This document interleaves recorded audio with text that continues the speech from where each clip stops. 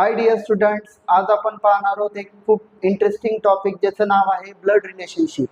Mental ॲबिलिटीमध्ये हा एक खूप महत्त्वाचा टॉपिक आहे आणि त्यामध्ये डिफरंट आपले जे नाते असतात, आपल्या फॅमिलीमध्ये जे नातेसंबंध असतात आपले, त्यावरती क्वेश्चन विचारले जातात आणि त्यावरती प्रत्येक एक्झाममध्ये डेफिनेटली क्वेश्चन येतो. त्यामुळं आपल्याला हा टॉपिक एकदम चांगल्या पद्धतीनं कव्हर करायचा आहे.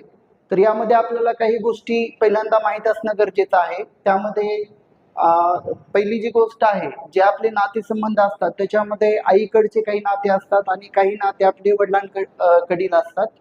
तर जे आईकडचे नाते असतात त्यांना आपण मॅटर्नल रिलेशनशिप म्हणतो आणि जे वडिलांकडचे नाते असतात त्यांना पॅटर्नल रिलेशनशिप म्हणतो आपण. ठीक आहे.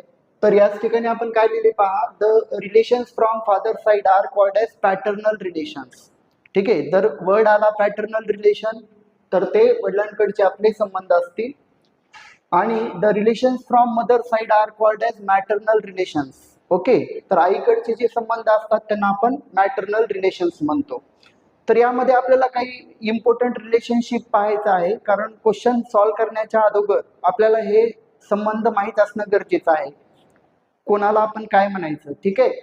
तर या ठिकाणी पहिलं जे आहे ते काय पहा, मदर्स और फादर्स सन. आपल्या आईचा, प्रत्येकाला आई आणि वडील असे पॅरेंट असतात आपल्याला. ठीक आहे. आणि आपल्या आईचा किंवा वडिलांचा मुलगा म्हणजे आपला कोण असेल, ब्रदर. आपण काय कशाबद्दल विचार करतोय, समजा एखाद्या आई आणि वडिलांना दोन मुलं आहेत. ठीक आहे. आपल्या आई वडिलांना दोन मुलं आहेत असं सपोज करा.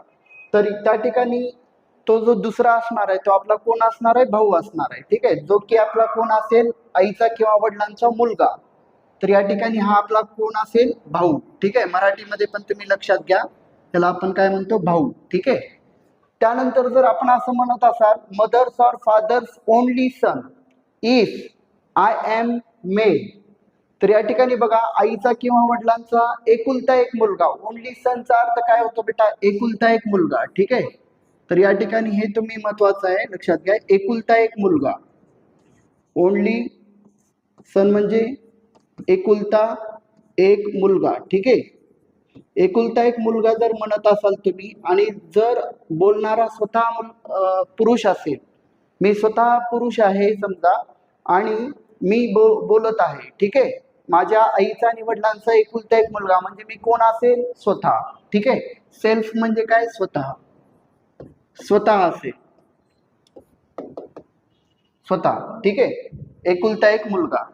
त्यानंतर थर्ड या ठिकाणी रिलेशन काय आहे बघा, मदर्स और फादर्स डॉटर. आपल्या आईची किंवा वडिलांची मुलगी. ठीक आहे.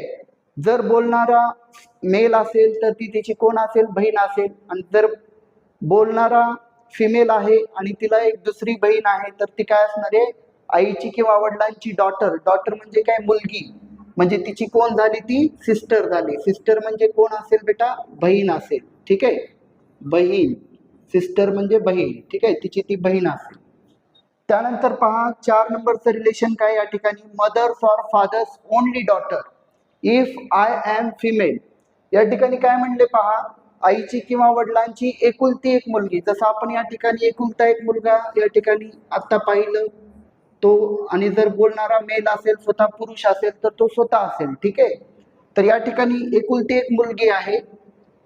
ओनली डॉटर म्हणजे एकुलती, एकुलती एक मुलगी. ठीक आहे. आई वडिलांना एकुलती एक मुलगी आहे आणि जर बोलणारी स्वतः मुलगी असेल, ठीक आहे, तर ती कोण असेल बेटा, स्वतः असेल. ठीक आहे. स्वतःबद्दल बोलत आहे ती. ठीक आहे. तर स्वतः. तर या ठिकाणी आपण 4 रिलेशन बघितले, मदर्स और फादर्स सन, ब्रदर, मदर्स और father's only son if and male. बोलणारा जर स्वतः पुरुष असेल तर तो स्वतः असेल. ठीक आहे. त्यानंतर मदर्स और फादर्स डॉटर, आईची किंवा वडिलांची मुलगी. ठीक आहे. ती कोण असेल, बहीण. त्यानंतर मदर्स और फादर्स ओनली डॉटर, आईची किंवा वडिलांची एकुलती एक मुलगी आणि बोलणारी जर मुलगी असेल, फिमेल असेल, ठीक आहे, तर ती स्वतः असेल. ओके. तर हे आपण रिलेशन पाहिले. त्यानंतर पहा, अजून काही आपण रिलेशन्स पाहूया. तर या ठिकाणी बघा, आता या सेकंड स्लाइड मध्ये काही रिलेशन्स आहेत ते आपण पाहूया. कारण हे रिलेशन आपल्याला पहिल्यांदा समजून घेणं खूप महत्वाचं आहे. कारण हे रिलेशन ज्यावेळेस आपण कोणाला काय म्हटलं जातं हे आपल्याला कळल्यानंतरच आपण ब्लड रिलेशनशिप या टॉपिकचे क्वेश्चन आपण काय करू शकतो, सॉल्व्ह करू शकतो. ठीक आहे. तर या ठिकाणी 5 नंबरचं रिलेशन काय बेटा, मदर्स ब्रदर. ठीक आहे. तर बघा बेटा, आपल्या आईकडचा पण भाऊ असतो आणि वडिलांकडचा पण भाऊ असतो. जो आईचा भाऊ असतो आपण त्याला काय म्हणतो, मामा. ठीक आहे. आणि त्याला इंग्लिशमध्ये काय म्हणतात, मॅटर्नल अंकल, स्पेशली बोलायचं असेल तर. आणि नॉर्मली जनरली आपण अंकल म्हणतो. ठीक आहे. आणि स्पेशली बोलायचं असेल तर आपण काय म्हणावं लागेल आपल्याला, मॅटर्नल अंकल. मॅटर्नल अंकल म्हणजे मामा. मामा कोण असतो, मदर्स ब्रदर. ठीक आहे. याला आपण मराठीमध्ये पहा, या ठिकाणी याला मराठीमध्ये आपण म्हणतो मामा. ठीक आहे, मामा. त्यानंतर पहा, फादर्स ब्रदर. मी आत्ताच म्हटलं होतं की वडिलांना पण आपल्याला भाऊ असेल. ठीक आहे. तर ते कोण असतो, आपला अंकल. जनरली आपण त्यांना पण काय म्हणतो, अंकल. अंकल. किंवा स्पेशली बोलायचं असेल तर आपल्याला पॅटर्नल अंकल. जसं मॅटर्नल अंकल म्हणजे आईचा भाऊ, तसा वडिलांचा भाऊ म्हणजे कोण असेल, पॅटर्नल अंकल. Paternal uncle. ठीक आहे. पॅटर्नल अंकल म्हणजे कोण असेल ते काका. ठीक आहे, काका. वडिलांचे भाऊ म्हणजे काका. बरेच जण वेगवेगळ्या नावाने पण बोलतात आपल्या फॅमिलीमध्ये, जसं ठीक आहे, अण्णा वगैरे. ठीक आहे. असे मराठीमध्ये वेगवेगळे वर्ड्स पण आहेत काकासाठी. Mother sister.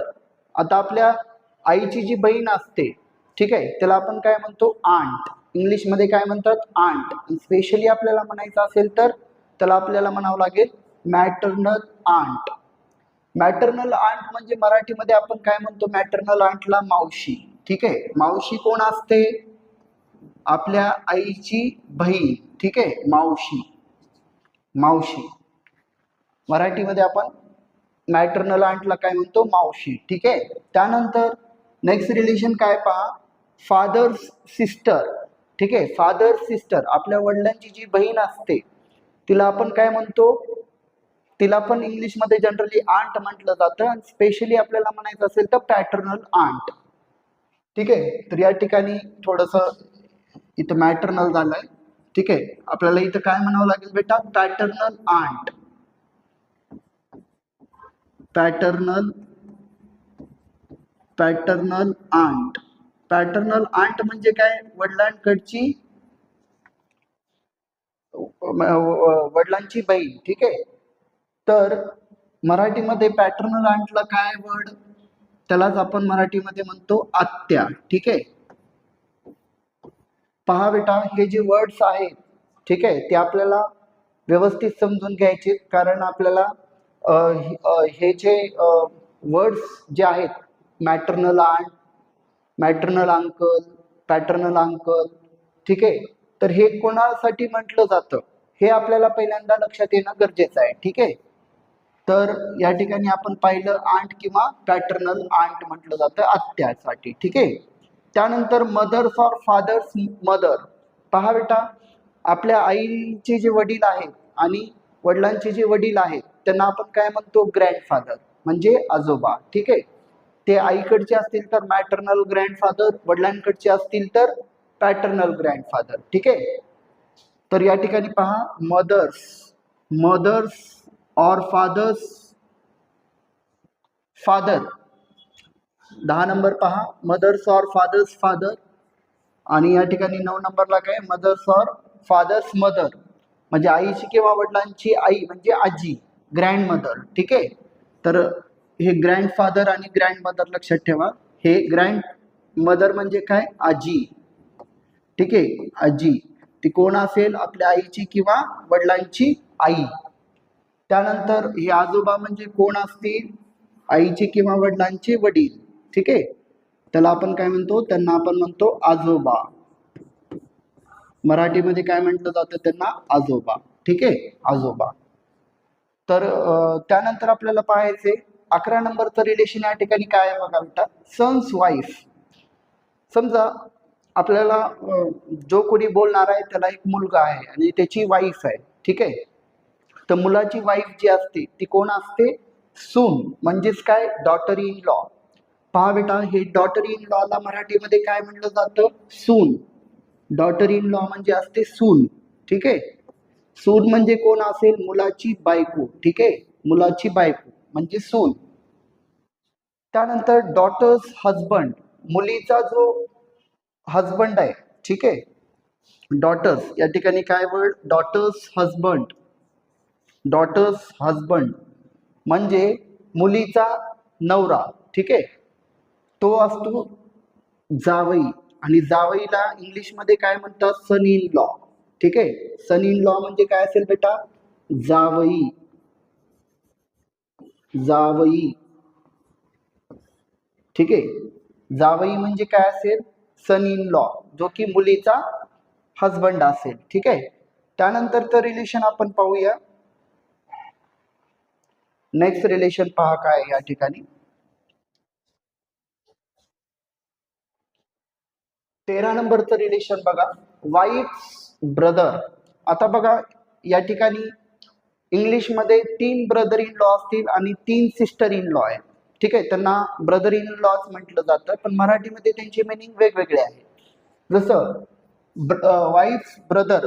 वाईफ्स ब्रदर म्हणजे एखाद्याची जी बायको आहे, स्पाऊस आहे, ठीक आहे, तिचा भाऊ. स्पाऊस म्हणजे काय असतं बेटा, जोडीदार. स्पाऊस म्हणजे काय असतं, जोडीदार, ठीक आहे. जर मेल असेल तर तिचा स्पाऊस काय असेल, फिमेल, ठीक आहे. त्याचा स्पाऊस काय असेल, फिमेल. पुरुषाचं स्पाऊस फिमेल असतो आणि फिमेलचा स्पाऊस कोण असेल, मेल असेल, ठीक आहे. म्हणजे एखादी महिला असेल तर तिचा स्पाऊस तिचा नवरा असेल, हजबंड, ठीक आहे. या ठिकाणी पहा, वाईफ ब्रदर म्हणजे बायकोचा भाऊ, त्याला आपण काय म्हणतो, ब्रदर इन लॉ. आणि मराठीमध्ये त्याला म्हणतात बेटा मेहुणा. मेहुणा, ठीक आहे. मेहुणा म्हणजे काय असेल, बायकोचा भाऊ, ठीक आहे, मेहुणा. आपल्याला हे मराठीमध्ये पण लक्षात ठेवायचे कोणाला काय म्हटलं जातं. त्यानंतर पहा 14 नंबरचं रिलेशन या ठिकाणी काय, हजबंड ब्रदर. आता एखादी फिमेल आहे तर तिला हजबंड आहे, तिचा भाऊ आहे, ठीक आहे.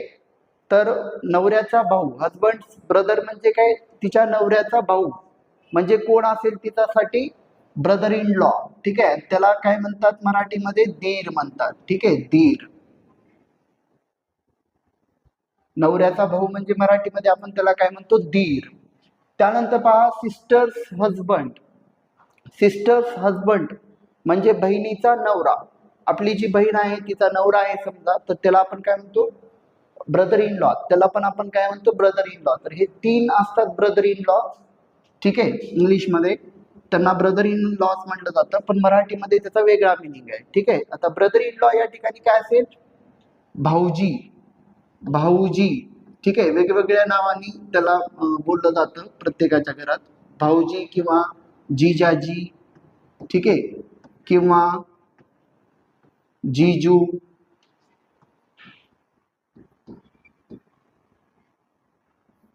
ठीक आहे. तर या वेगवेगळ्या नावानी आपण त्यांना बोलू शकतो, ठीक आहे. भाऊजी किंवा जिजाजी, जीजू म्हणजे कोण असेल, सिस्टरचा हजबंड, ठीक आहे, सिस्टरचा हजबंड. त्यानंतर पहा हे 16 नंबरचं रिलेशन काय, वाईफ सिस्टर. जसं मी ब्रदर इन लॉ 3 असते आहेत असं म्हटलं होतं, तसं सिस्टर इन लॉ पण 3 आहेत, ठीक आहे. त्यामध्ये पहिल्या नंबरला काय, वाईफ सिस्टर. म्हणजे वाईफ सिस्टर म्हणजे काय, बायकोची बहीण, ठीक आहे. वाईफ सिस्टर म्हणजे बायकोची बहीण, तिला काय म्हटलं जातं, sister in law. Sister in law. आणि मराठीमध्ये त्याचा मिनिंग काय होईल बेटा, मेहुणी, ठीक आहे. जसं ब्रदर इन लॉ काय होतं, मेहुणा, ठीक आहे. मेहुणा म्हणजे कोण, वाईफचा ब्रदर. वाईफची सिस्टर काय असेल, मेहुणी. मेहुणी, ठीक आहे, मेहुणी. त्यानंतर जी सेकंड आहे ते काय असेल, सिस्टर इन लॉ मध्ये हजबंड सिस्टर. हजबंड सिस्टर म्हणजे नवऱ्याची बहीण. एखादी फिमेल बोलत आहे आणि ती म्हणत आहे तिच्या नवऱ्याची बहीण, ठीक आहे. हजबंड सिस्टर, तर ती पण काय असेल बेटा, सिस्टर इन लॉच असेल, सिस्टर इन लॉ. आणि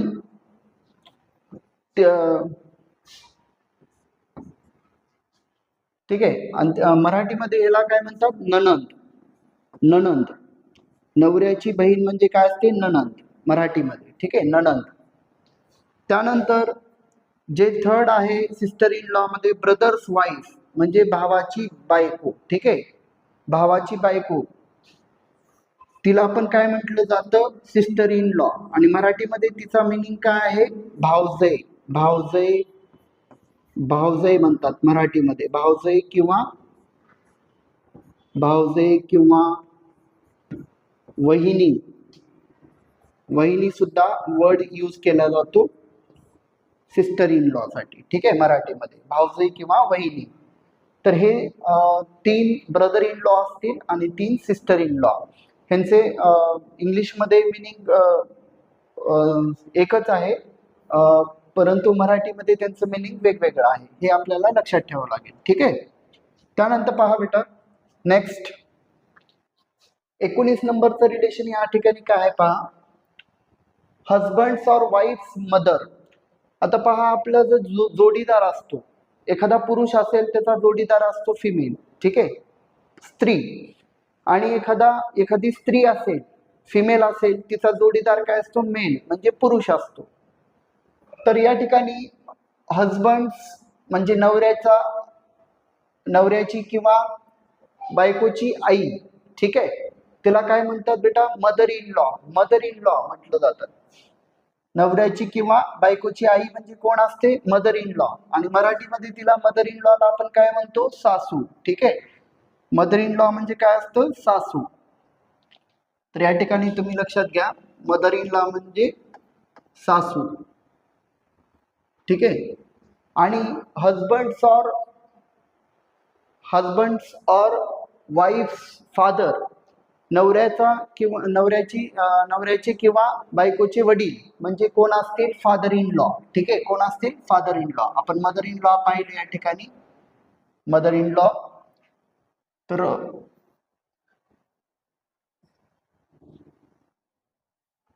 तर आता हे कोण असतील, father in law. Father in law म्हणजे कोण असतात, फादर इन लॉ म्हणजे असतात,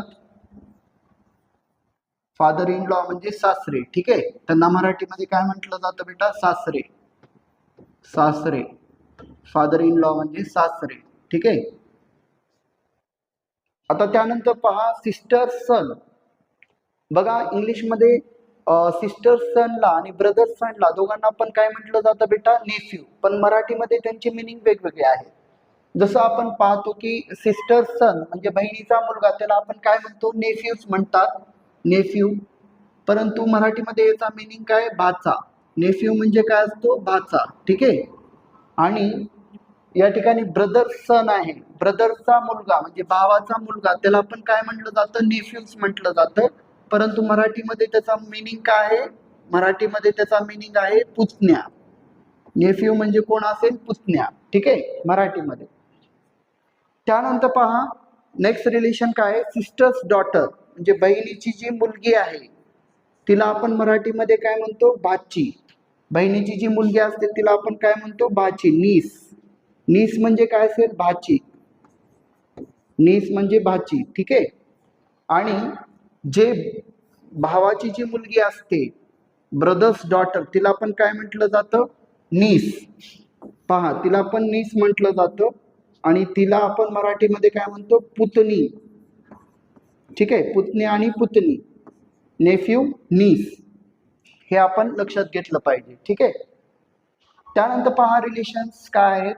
ठीक आहे, नेक्स्ट रिलेशन्स पहा.